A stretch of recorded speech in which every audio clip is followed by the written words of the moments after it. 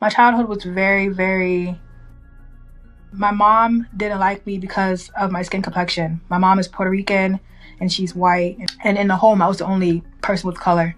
A lot of times I was beat because of like my skin complexion, how I looked, how I favored my father. My first memory I ever have in life, I was about maybe 3-4 years old. I had peed on myself because, I'm potty training or whatever. My mom got upset, picked me up, threw me into a toilet and broke my arm. And I had a purple cast. Not a lot of pleasant memories as a child growing up.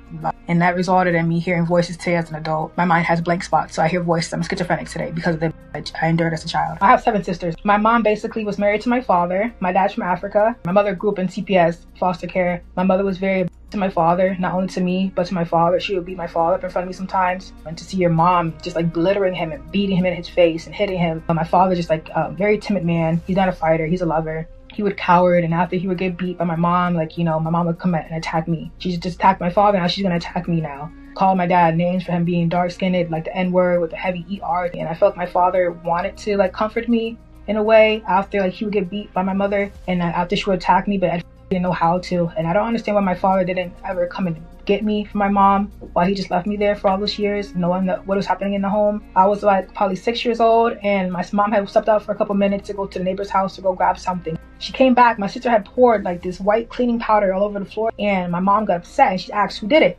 My sister lied. She's like 2-3 years old, pointed at me like, Nina did it. And I'm like, I didn't do it. My mom got upset, picked the bottle up off the floor, the metal can hit me in my face, and I began to gush blood out my face. And she picked me up off the floor and she strangled me off the floor. I remember my feet being off the floor, and I remember like me just like dangling in the air. She had me up against the wall and like just choked me up against the wall, and I had my feet were off the floor like I said before, and I was telling her I can't breathe. And she's like, if you could talk, you can breathe. I remember me basically like going unconscious, and it was like the day before Christmas. My sisters later on in life accused me of touching them. I didn't do it. I want to put that out there. I never touched anybody. I'm scared of my mother, so I never touch any of my siblings any type of way. My sisters accused me of going into the room at nighttime and touching them in their sleep. I was about 7-8 years old when this happened.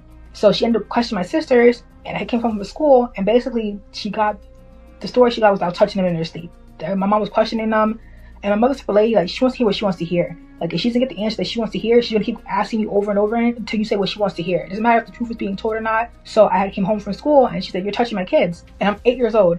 I'm like, I'm not touching anybody. She's like, yes, you are. The kids told me that you're touching them in their sleep. You're going in their sleep and you're touching them, so you're touching my kids.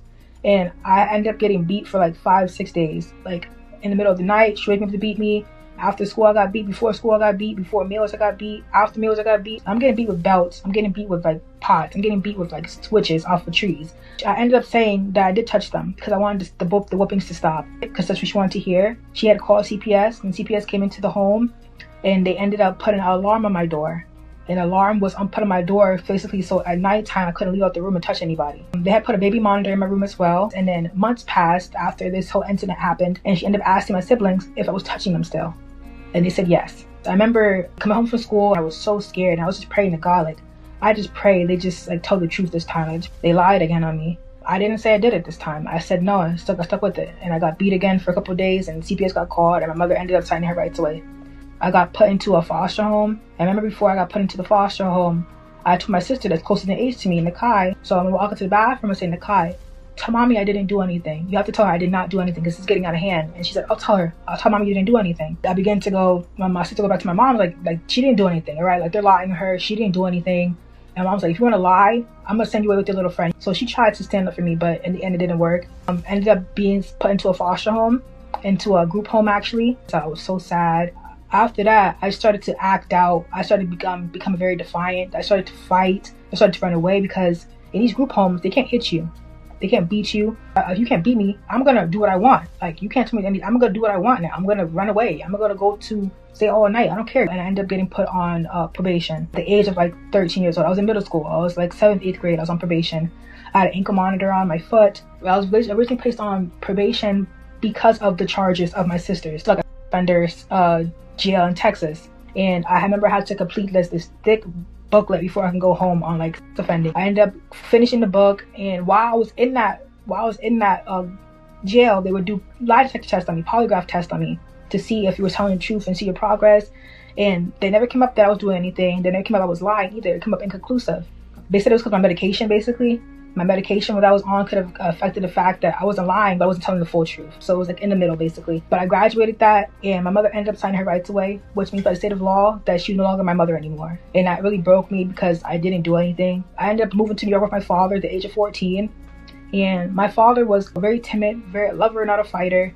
My dad couldn't control me. I'm 14 years old. I'm on Long Island News. Like, have you seen this missing child? And this is when I started to also commit suicide. I tried to commit suicide at least 8 times in my life. I've taken a lot of pills, and each time I had to go to the psych ward. But by the grace of God, I don't know why I'm still here, why I'm still living, why I'm still breathing. That's God's glory to Him. I never wanted to live. I wanted to die. The school district didn't want me to come into to come from juvie to be free to my dad's care. They wanted me to go from juvie to a group home and into my father's care. They wanted me to go like the steps to like being released. And they decided to just let me go from juvie to my dad's care because I was doing such a good job in the jail. They just decided like she's a good kid. But the school district didn't want me really into the school district didn't want to accept me because the high school didn't want to accept me because of my past. So I ended up overdosing and tried to commit suicide instead in 9th grade. I ended up taking 1,000 Tylenols. I remember I wrote a letter to my father, like a goodbye letter. I put a pretty dress on. I took a shower, did my hair, and I lay down in bed thinking I was gonna this is my last night I'm gonna live. And I woke up the next morning and I was like, my skin was like gray and black and like blue, and I was shaking like crazy. I ended up walking to school, and I almost got hit by a car. And I walked to school, and my track coach, I was on track. My coach realized something was wrong with me, and he questioned like, "Kind, are you okay?" And then around like 3rd period, I couldn't take it anymore. Like I was like going to the bathroom, I was throwing up blood. I told the nurse that I tried to kill myself last night. And the ambulance came to the school. They carried me out on a stretcher, and I got kicked out of the school district. The school district didn't want me to be, Westbury School District didn't want me in that school anymore. So they ended up sending me upstate to Buffalo. I got put into a group home. And that group was okay. It was co-ed. It was boys and girls. I turned my life around there. I feel like I was in so many group homes and placements and hospitals that my defiancy kind of like leveled out, and I became the good kid that I always was. I stopped being so angry, and I started to like just become like mellow again. And around my senior year, the school district, I graduated from Buffalo, and I ended up coming back to Long Island with my father. And I graduated. I remember me being in the home after I came back. After my father always had a beautiful spot for us to live at. He was always a hard worker. He had a sponsor for Nike when he was a child, so he's always playing tennis. Tennis paid him $60 an hour to go play in Dick's Hills, play with the rich folks, stuff like that. It's a richer sport, tennis is. So he always had a nice place for us to stay. And unfortunately, my father he had married a wife from Africa. And the day of him purchasing the new car, he had crashed his old car into a post office because he was drinking and driving, got a DWI, and got his whole life went upside down. We ended up losing the house, ended up being homeless. My father is still in a homeless shelter because of this. I was homeless for a while. I was living with a teacher. I was living on the streets. I was living on benches. I'm now diagnosed with schizophrenia. I'm a schizophrenic, diagnosed schizophrenic by a doctor. I was just diagnosed earlier this year in January because I used to went through as a child and all the trauma I went through. I hear voices, and I hear things and I feel things. They're very like, you're an idiot, you're dumb, you're stupid. They don't tell me to do anything like harm myself or anything like that, thank the Lord. But they are very negative, and it's like static in my head, and it's just very hard for me to live. I'm on a lot of medications. I get monthly shots in my arm for the voices. Right now I'm like about to be homeless again. She passed away in 2018. She had a heart attack. So a lot of them, after my mother passed away from a heart attack, a lot of their fathers, my mom had a really bad tendency of having like deadbeat baby daddies. None of the fathers wanted to step up, take care of the kids.